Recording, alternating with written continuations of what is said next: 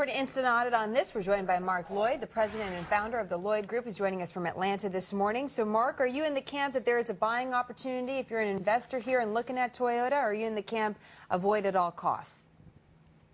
Well, I tell you right now, Toyota, they've got a problem.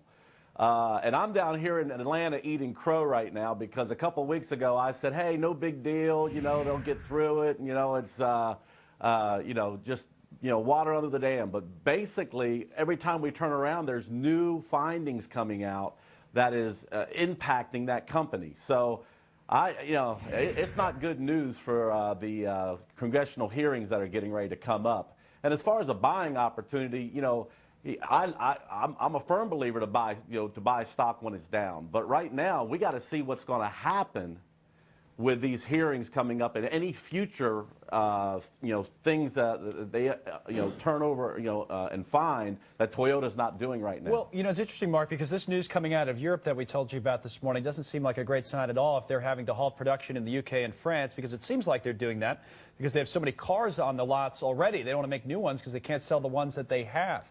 How much of a sales hit do you think the company will take, and will some of the American automakers be able to take real advantage of this year? They already are. Yeah. Right now, you know, Honda and Ford, you know, Ford, our American company, you know, is getting some of the advantages from what's happening to Toyota right now. And there's really, I heard on one of the shows over the weekend, something that we may not have talked about in the past, and that is that there's two pedals to a car. There's an accelerator and there's a brake. And there's a million soccer moms out here who want safety for their children. And if those two pedals aren't working correctly, you know, they're not going to take a chance with Toyota. I'm a Toyota owner. You know, I've had Toyotas for years, and I've always had good quality service with Toyota. I've always had, you know, anytime anything ever went wrong, the warranty department for my local dealer has taken care of me, even when I've gone past the mileage limits. So they've always bent over backwards to, you know, help us, you know, Toyota owners. But, you know, right now, I'm concerned that they've just let this go too far, and they've been too lax. And if these reports are true, Kia Toyota is in for a grilling with Congress. Mark, on that, though, let's stop for a moment, because it's still our safety regulators, our safety officials that did not follow through with some of these other complaints if this report on what Toyota avoided here with a more massive recall a couple of years ago is true. So while we're looking at Akio, what he's going to say during this congressional hearing, and we're looking severely at Toyota, what should we be looking at as far as our side and our safety regulations as well for this industry? I agree. And, you know, and as I read that, I said to myself, how many other companies are getting away with this right now? You know, cutting deals or negotiating their way out of disclosure so that the consumer's not being protected here. You know, it's not fair. So, yeah, you're absolutely right. We need to look at ourselves, or our regulatory committees, we need to look at ourselves first. And then, you know, they still, you know, Toyota has a responsibility to make sure we are driving safe cars. Right. Mark, good to have you. Mark Lloyd is our guest from Atlanta this morning. We'll be back to you in a few minutes. But right now, let's go back to Mark Lloyd at the Lloyd Group in Atlanta to talk a little bit more about this. Because the companies, Mark, have had so long to prepare themselves, is this really going to help? You know, all I can say, it's about time. We needed this type of reform a long time ago. I have a radio show down here, Focus on Your Retirement, and I get a lot of the same questions week in and week out.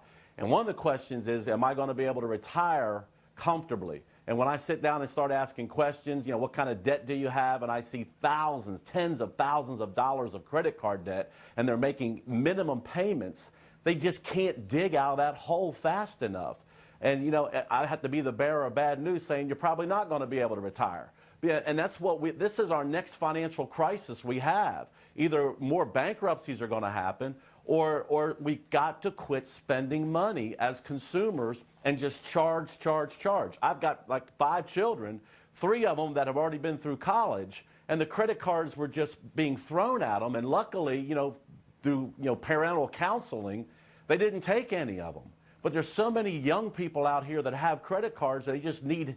This legislation has been needed yesterday just because of what's happening here with our credit crisis. So what do you think? Is it going to help consumers in the long run, but perhaps hurt them in the short term as we make these adjustments and credit card companies figure out what this new environment might be like? I'm having trouble understanding which one, how you feel this is really going to turn out for consumers. For consumers, I think we all have to, take a step back. We may not be able to take the fancy vacation, and we really need to work on paying off our debt. Kind of like what we talk about every week with our government spending. We can't get away with that as a consumer.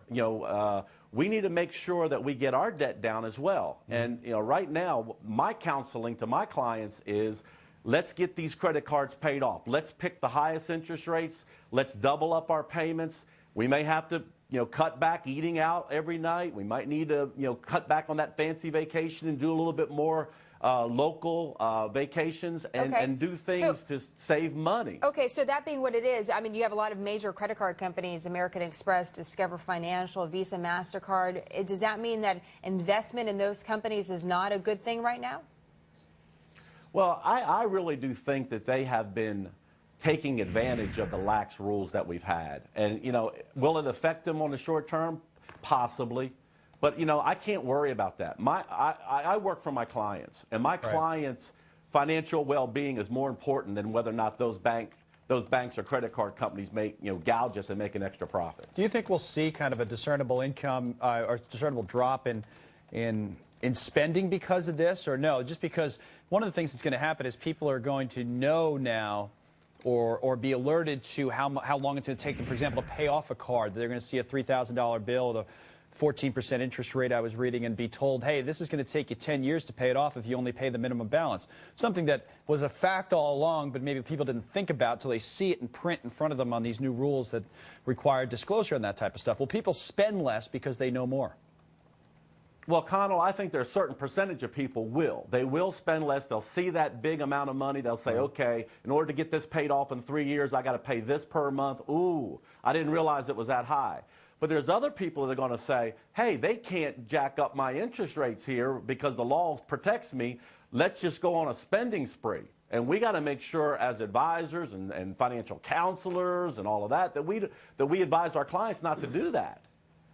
All right, Mark, thank you very much. Mark's going to be with us throughout the next hour on FoxBusiness.com Live. See you then, Mark.